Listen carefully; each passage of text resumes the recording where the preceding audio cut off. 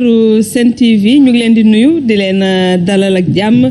ci yoonu assemblée ñu ciy waajal rek législative bu 31 juillet bii di ñëw ci yoon wi tey jii ci ngoon ñu am ci gan gi nag moom mooy Thierno Bocoum yor kaddu la nouvelle coalition alternative pour une assemblée de rupture ñu gën ko xam ci aar Sénégal Thierno Bocoum ma lay nuyu. maa ngi lay fay bu baax Evelyne di nuyu suñuy sœur Ndeye Dime ak Fatou Abdou di am mbégte loolu ñëw fii fekkee ci plateau bi di nuyu sénégalais yi ñuy déglu actuellement. yoonu assemblée ma ciy ànd ak Fatou Abdou Ndiaye maa ngi lay nuyu di la gërëm. maa ngi lay gërëm ci tuyau wala fi nga may dóor ci suuf. wala da leen di nax mais gis nga am na moo olof yoo xamante ne. ma laajee daal day dugal ci suuf daal bàyyi mu yàgg. yaa ma ko daal alors Evelyne bonsoir également ak téléspectateurs yi nga xam ne ñu ngi seetaan ak sunu gan également am mbégte dal ko sur le plateau honorable député Thierno Bocoum. Ndeye Dime Ndaw ma ci ànd tamit ak yow. am mbégte di la nuyu yow tamit. c'est partagé Evelyne. man aussi am mbégte partagé yow plateau bi nuyu tamit ñi seetaan ñëpp nuyu tamit suñu gan honorable député Thierno Bocoum nuyu ko bu baax di ko dalal jàmm. voilà ma ko doon wax léegi coalition Aar Sénégal sóobu na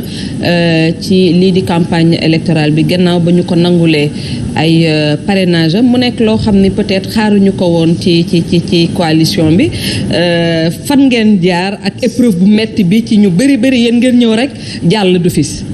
waaw. yow xaaru ko woon. ñu bëri xaaruñu ko woon. ah non ñu bëri. waaw ñu bëri xaaruñu ko woon ci li ko waral mooy ni coalition bi bëri na ay kàngam. ñu leen di étiqueter ay technocrate ñu am étiquette yu bëri yoo xam ne ñu ngi koy teg ci ñi ngànk coalition bi mu waaye ñi ci ëpp ci ñoom boo xoolee seen ginnaaw gi mbandangul de. waaw mais xam nga loolu mën a goo ko évaluer fii dafa guñu élection. damay préciser rek ne Aar Sénégal avant ñu koy mettre sur place dafa doon ay entités yu bëri. yoo xamante ne ku si ne da ngaa jëloon décision am dem si élection législative yi c'est-à-dire que man mii nga xamante ne man maay président mouvement Agir ba ma jëlee décision damay nekk candidat ak suñu mouvement si la ñu commencé di liggéey si lépp loo xamante ne war nañu pour nekk candidat mu jëm si caution mu jëm si parrainage parce que parrainage moo fi nekk dindeeguñ fi ba léegi noonu la keneen ku nekk si coalition bi su ma ko cité dafay gudd mais dinaa si ñëwaat noonu la ñu préparé woo ñoom tamit pour dem ci élection yi ci diggante boobu la ñu dajaloo pour ne léegi lu benn mën peut-être fukk walla téeméer ñoo ko dàq moo tax ñu boole suñu force soo déggee coalition nag c'est la mutualisation des forces maanaam kii su amee benn kii am benn soo ko boolee ñett lay doon du doon benn moo tax mbirum parrainage bi lu yomb la woon non seulement dañu matal waaye dañu garder woon réserve waaye loolu terewul ñuy naqarlu mbirum parrainage parce que jàpp nañ ne am na ñoo xamante ne dañ leen éliminer ci parrainage bi ñëpp xam nañ ne mën nañu am parrainage parce que système bu ñu koy defee ak façon bu ñu koy defee baaxul même su dee filtre la mën nañ d'accord filtre mu am mais façon bii ñu defee filtre bi façon la boo xamante ne mën na xañ ñu bëri ñu dem élection ku mel ni Bougane nga xamante ne maa ngi koy nuyu de passage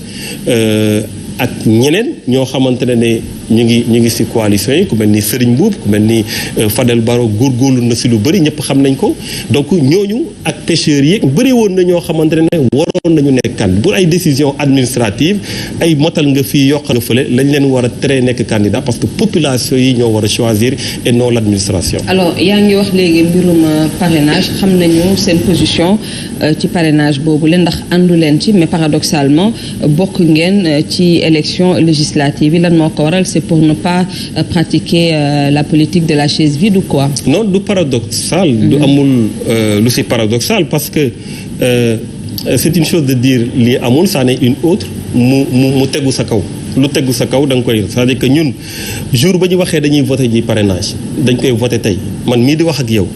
ak Thierno Alassane bi nekk suñu coalition su ma tuddee suñu waa coalition rek ñu ngi woon fi commissariat central ñu tëj ñu fa parce que dañoo manifester ni ne kii parrainage warul am mais dès l'instant que voté nañu ko dafa doon loo xam ne dafay imposer wu bokk sur les conditions sine qua non yu war a mën a tax nit nekk candidat donc su dee da ngaa bëgg a nekk candidat am na loi yu ko tënk yu ko tëral loi yooyu parrainage dafay bokk fii ak parrainage jógewu fi da ngay obligé respecter ko comme ñun dañoo bëggoon nekk candidat il fallait nécessairement ñu respecter parrainage mais teewul ñu wax suñu xalaat mooy parrainage bi ni ñu koy defee du lu gën pour démocratie du lu baax pour démocratie. Fatou Abdou Ndiaye. alors après vote loi bi honorable gis nañu décision bi jógee cour de justice bu CEDEAO nga xamante ne tey moom moo sut li nga xamante ne moom mooy loi bi ñu fi voté da ngay rappeler li leen daloon keroog ba ñu koy voté est-ce que combat bi dëggantaan Aar Sénégal def na ko peut-être même su fekkee ne bokku ci mais mu xeex pour que parrainage boobu ñu fexe ba yëg Sénégalais yi ne yéen xeex ngeen pour parrainage bi ñu dindi ko ci élection législative yi. non foog naa ne su ñuy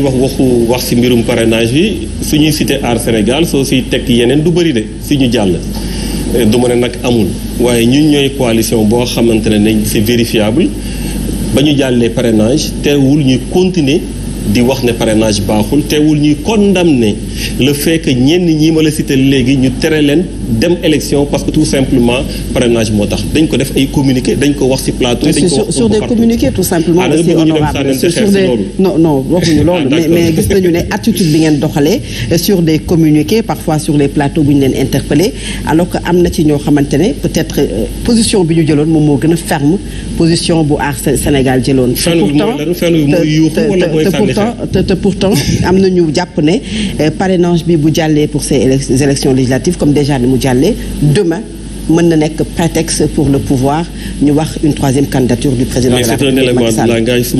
su ma la xamul woon si sa perspicacité damay naan élément de langage bi nga sàccee si ñun la parce que ñun loolu ñoo ko wax. ñun ñoo wax na ne lu ñu moo tax ñu ne il faut être dans sur les combats de principe en réalité bëri na ñoo xamante ne mosuñu wax waxu parrainage mais da nga leen di citer. loolu mooy dëgg parce que jàpp nañ ne ñoom tollu nañ foo xam ne mbirum parrainage du nekk ci seen affaire. mais problème bi mooy suñu bàyyee parrainage mu ko ne demee ku ñu jàpp ne doo jàll élection présidentielle kon bul wax dara soo ko kaasul woon avant donc question de principe doo xool situation bu la arrangé ak bu la arrangé wu da nga koy xeex rek soo ko waree xeex donc jàpp nañ ne lu baaxul la. defuñu rek yemuñu rek ci condamné ko ba ñu jàllee ba pare dañ ko condamné bañ koy voté xeex ko dugg ci kaso demal ne man ak Thierno Alassane Sall bi ma bokkal coalition pour ne citer que ñu ma bokkal coalition ñu ngi woon biir commissariat central jour bu ñuy voté parrainage teewul ñun ñëpp ku ci ne séparément yeneen ñu nekk ci coalition bi yëpp séparément. yaa ngi wax ne parrainage bi baaxul ba jour ba ñuy jàllale ba ñu jàllee tamit teewul ñu continuer di wax c'est un combat de principe. Et comme nous sommes sur les principes jàppal ne on a été ferme on a fait ce qu'on pouvait pour que parrainage du jàll te bés bu ñu amee pouvoir changer loolu dinañ ko changer. mais est-ce qu'il faut tout le temps se limiter tout simplement par dénoncer ko noonu parce que quand je dis que il faut être ferme dañu gis ay coalition yoo xam ne certes ñoom bokkuñu xam nañu ne bokkuñu mais dañu dem même introduire des recours au niveau du conseil constitutionnel parce que gis nañu doxalin bu ñu jàpp ne coalition Benno Bokk Yaakaar mi ngi koy doxalee baaxul mais gisuñu benn recours bu Aar Sénégal. tu parles de quoi parrainage wala parrainage bi le processus. par rapport ak la liste de Benno Bokk Yaakaar. gisuñu peut-être benn recours bu coalition Aar Sénégal. non xam nga en droit dafa am lu ñuy wax l'intérêt à agir. du ku ne mooy mën a def recours la preuve am na recours yoo xam ne ça a été jugé ça n'a pas été rejeté ça n'a même pas été étudié ça a été jugé irrecevable parce que ñi ko waroon def waruñu ko def wala da ngeen bëgg ñu ñuy def recours bu irrecevable ñu ne ñu si irrecevable pour rek ñu ne def nañu recours non amuñu woon ñun pour def recours si mbirum parrainage pour mbirum Benno Bokk Yaakaar si li nga wax ñun dañ ko dénoncé ñu ñoo je pense que ñëpp dégg nañu ñu ne carrément que la liste Benno Bokk Yaakaar war a jàll. Il fallait seulement se limiter à dénoncer. non xam nga li tax possibilité comme toutes les autres coalitions de introduire des recours aussi il faut que et vous l'avez pas fait. non si mbirum seen liste bi. d'abord il faut que ñu comprendre bon je pense que ñu bëri comprendre nañ ko duñ ko jàngal kenn. conseil constitutionnel à chaque fois que mu am recours yoo xam ne même objet la daf koy dajale joxe un verdict boo xam ne doon verdict bu yam. soo naree def recours boo xam ne sa morom def na ko ban sens la am amul benn sens su amul woon recours ñun dinañ recours. mais recours am na dañuy bàyyi conseil constitutionnel bu joxe décision c'est aussi simple que ça. très bien Ndeye Diagne Ndao ñu bàyyi la yow nga dugg ci waxtaan bi. merci beaucoup Evelyne alors initiative parlementaire dañ koy faral di wax ak ay pouvoir yu bëri yu député yi am mais ak ni assemblée bi tëddee tey est-ce que dina permettre député bi mu jouer rôle am bokk na ci bi gën a fës bi nga xam te ne ñëpp la ñuy xaar muy évaluation des politiques publiques mais aussi contrôler l'action du gouvernement. waaw rôle yu am solo nga wax léegi Ndeye di mais parce que nag assemblée nationale ginnaaw ba ñu falee président de la république ne ko defaral sa gouvernement ak ñi lay jàppale nga nekk le pouvoir exécutif dañoo fal ñeneen ñoo xamante c'est le pouvoir législatif te pouvoir législatif nag rôle am mooy li nga ko wax léegi vote des lois contrôle de l'action gouvernementale évaluation des politiques publiques mais loolu sooxe na du rek législature bi ni yeneen législature yëpp la sooxee rawatina ñaar yu tegaloo yu Benno Bokk Yaakaar yi dañ koy leeral ñaar yooyu moom mënuñu def bilan moo tax waxu réalisation président rek lañ fi nekk di wax defuñu bilan parce que mënuñu def bilan donc su dee ñoom lajj nañu ñaari yoon bëggal laaj ñett nee nañ leen dañ leen war a wax dem leen toog ñeneen ñëw moo tax ñun ñu def suñu contrat de législature boo xamante ne sur 14 points la pour wax fan la ñu fekk assemblée nationale fan la ñu koy yóbbu parce que loolu nag expérience moo ko ŋànk soo xoolee ñetti pouvoir yi bu si ne am nañu bokk ci coalition Aar Sénégal yoo xam ne am nañ ci expérience le pouvoir judiciaire soo jëlee juge Ibrahima Amadou Dème dafa nekkoon conseil supérieur de la magistrature démissionné fa xam nga kooku nekkoon na fu kawe nekk magistrat démissionné fa donc kooku ku xam justice la soo jëlee ku mel ni Thierno Alassane Sall il a été ministre de la République mbirum pétrole bi gis ngeen du mu demee ñu bëgg ko signaloo mun a signewul dem yoonam ku mel ni docteur Abdourahmane Diouf nekkoon na directeur de la SONES am liggéey bu am solo bu mu fa def diagnostic de l'eau ñu jëlee ko fa donc l'exécutif xam nañ ci lu baax lu mel ni le législatif 12e législature Thierno Bocoum mii di wax ak yéen mu ngi fa woon Cheikh Oumar Sy mu ngi fa woon 13e législature ñaar ñi nga jàpp na ne ñoo gën bokk nañ ci ñu gën a fës muy Théodore Chérif Monteil ak Marième Soda Ndiaye ñooñu ñëpp ma wax léegi ñu ngi ci biir coalition Aar Sénégal donc expérience la ñu tëggee lii muy contrat bi léegi nag pour que changement yooyu am il faut que ñu changer ñi fa nekk indi ñeneen ñu bees nag ñu jàpp na ne war nañu mën a changer mbir yi mooy ñu def programme te ku fi ñëw na leen pour wax la mooy programme c'est important ak ñoo xamante ne seen parcours wane na ne lu ñu wax suba dinañ ko def. yow nekkul nga député à l'Assemblée nationale Moustapha Niasse le président Moustapha Niasse bi muy tàggatoo annoncé na ni plus de 2 milliards war nañ ko mën dugal ci Assemblée nationale bi pour digitaliser informatiser et cetera pour gën a relever certains défis mais est-ce que loolu tey doy na pour andi ay coppite ci hémicycle bi. non loolu doyul moderniser nag baax na parce que nag xam nga dañu toll monde boo xamante ne c'est un monde moderne chaque fois technologie fu muy toll war nga mën a dem fekk ji ko fa parce que aussi daf lay gën a yombalal liggéey bi te day gën a tax tamit nga nekk au diapason si lu xew waaye li gën a am solo mooy lu ñu bind si règlement intérieur bi si rôle du député nga énuméré ko léegi. mooy ñoom ñu doon majorité bon ñu doonoon ko fu mu toll ñu ngi fi regret yi parce que duñ ko doonati majorité bi day changer donc ñoom ñu doonoon ba ñu doonee majorité lu ñu waroon def te tey malheureusement mënuñu ko joxe comme bilan mooy su dee projet de loi la ñu mën ko saytu mën a def ay amendement mën a xam projet de loi bi ndax baax na wala baaxul ñu mën a jàllale ko su dee proposition de loi ñu def ci li war ñu si def ay proposition de loi yoo xam ne si askan bi lay jógee parce que dañu leen a fal comme ni ñu falee président de la République sur les contrôles de l'action gouvernementale ñu def ay questions écrites questions orales questions d'actualité def ay commission d'enquête parlementaire yoo xamante ne tous les jours day am problème yu askan bi di teg nit ñi bëgg mu leer te leerul ñu naan justice bi dina dugg ak du dugg assemblée nationale mënoon ko leeral te defu ko évaluation des politiques publiques wax nga ko léegi on n'en parle même pas au sein de l'Assemblée nationale donc seen liggéey dañ ko wàcc complètement maintenant moderniser baax na et tout mais soo moderniser ba ñëpp yemb après nga toog juste pour yëkkati loxo ak wàcce loxo ba njëriñ lay am donc nañu moderniser après ñun suñu ñëwee dinañ def liggéey bi en tant que alors yaa ngi wax initiative yi député yi jël ci législature bi bokk na ci li ci gën a fës mooy mission d'information soxla lu jëm ci inondation yi actuellement tey ci suba gis nga Dakar ni mu mel taw bu metti ba tey nit ñi ngi laaj xaalis bi fan la dugg ci jamono yooyu sax déggoon naa yow nga wax ni on a des députés qui ont choisi de travailler pour le président et non pour la population aujourd'hui boo doon def tey l'état des lieux nga xam ne presque ñu ngi jeexal plan décennal de lutte contre les inondations lan nga ñuy wax. non mais xam nga mission d'information loolu parenthèse bu may kii la mission d'information soo demee ci règlement intérieur ñoom li ñu ko utiliser ak lu mu doon bokkul mission d'information comme son nom l'indique d'ailleurs parce que ce n'est pas compliqué c'est pour nga gëstu pour informer député yi mais xam nga ñoom nan lañu def dañoo def mission d'information defar document dem palais yóbbul ko président de la République palais lañ ko yóbbu c'est extrêmement grave parce que y a le principe de la séparation des pouvoirs dafa am député lu mu yellool ak fi mu ko war a defee am président de la République lu mu yellool ak fi mu ko mën a defee justice bi lu mu yellool ak fi mu ko mën a defee donte am na ay jeux de pouvoir yoo xam ne mën a dugalante mais mission d'information tu n'as pas à prendre ça pour yóbbul ko président de la République te peuple bi sax xamul lu si nekk est-ce que boobu ba léegi xam ngeen lu nekk si mission d'information bi ñoom ils représentent le peuple ou représentent le président de la République ils ont montré qu'ils représentaient le président de la République parce que moom la ñu jébbal lu ñu war a lu ñuy wax redevabilité bu ñu war a am si peuple bi si président de la République lañ ko waree donc loolu mooy benn bi mais ñaar cette affaire là mooy scandale du siècle parce que c'est extraordinaire c'est-à-dire que inondation yi nu muy yóbbee këru nit ñi di yóbbu bagage nit ñi noonu lay yóbbee xaalisu sénégalais yi te ba léegi mu ngi fi plan décennal nga def décennal soo ko déggee muy 10 ans 2012 mais ñu ngi si 2022 jeex na 2022 nga prévoir 766 milliards nga ne si nga koy dugal nga ne inondation moom pare na si réew mi te la wàllu gën a ay te si biir 766 milliards yi da nga siy di génne aide yoo xam ne dañ koy def président génne moo fi yàggul 10 milliards joxe ko pour aide da nga siy génne plan Orsec yi ñuy teg parce que plan Orsec yi toujours dañ siy def ay milliards yoo xamante ne ba léegi mënoo xam fan la dugg toujours yaa ngi gis inondation te arrêté wuñu luy tax inondation di am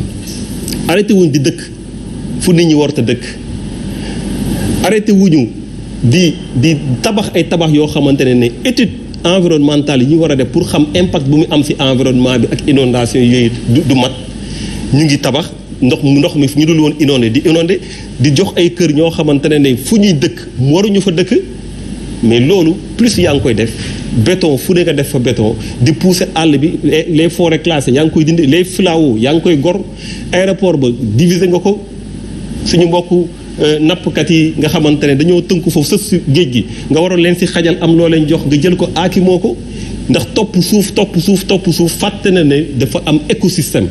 te écosystème soo deful liggéey bu war dafay am ay conséquences loo tax tey inondation yi du taxaw parce que luy indi inondation arrêté wuñu ko. D'accord. En même temps nag suñu xaalis mu ngi dem. léegi nag foofu laay jeexalee si loolu. ñi nga xaalis boobu sénégalais yi ñoo ko moom. mission d'information bi d'abord nañ ko publier yi ñu xam lan lañ si waxoon ba ñu xam ndax li ñu si waxoon am na ay mesures yu si am ba tey ji ñu mën a éviter li fi am boobu mooy benn. ñaar il faut que ñu auditer plan Orsec yi fi jaar yëpp auditer le plan décennal wax ñu ñaata moo dugg fan la dugg ak kan moo ko joxe cette affaire là c'est un scandale fii ak waxuñu Sénégal yi fan la dugg jàpp nañ ne dañu luubal nañu alal bu mel noonu. te loolu c'est extrêmement grave. benn question avant may delloo Evelyne kàddu gi président Macky Sall waxoon na dina am deuxième plan décennal 2023-2033 alors ak situation fi mu toll tey jii nii defaguñu évaluation yooyu ngay laaj est-ce que c'est pertinent de mettre en place ce deuxième plan. non moom bu mu laal lenn luy jëm ay décennal ak ay quinquennal parce que 2 ans ko dese. nañu bàyyi rek ak décennal bi quinquennal bi ñeneen def ko moom 2 ans moo ko fi dese na xool plan wu 2 ans vraiment mais wane na lajj bu mu lajj ci inondation yi. voilà Thierno ñu nangul leen ko ndax bokk ngeen ci coalition yoo xamante ne ni tëgg nañu programme pour ne pas dire la seule coalition boo xam ne tëgg na programme di ko présenter. Il faut le dire. D'accord, je le dis. Vous êtes la seule coalition boo xam ne day ñëw yor programme te wax nga ko léegi ngeen tënk ko ci 14 points nga ñëw tout à l'heure ci profilu ñi nga xam ni ñoom ñoo ŋànk coalition bi. Je le répète encore, c'est de bons profils koo ci jël de manière individuelle mais est-ce que cela suffit pour que ngeen mën a convaincre sénégalais ñu mën a voter leen. ndax profil yooyu rek doy na ndax ni ma ko waxoon sànq am ngeen ay kàngam ci seen coalition mais ndax ñooñu am nañu gannaaw am nañu base politique bu war a mën a tax ndax lii élection la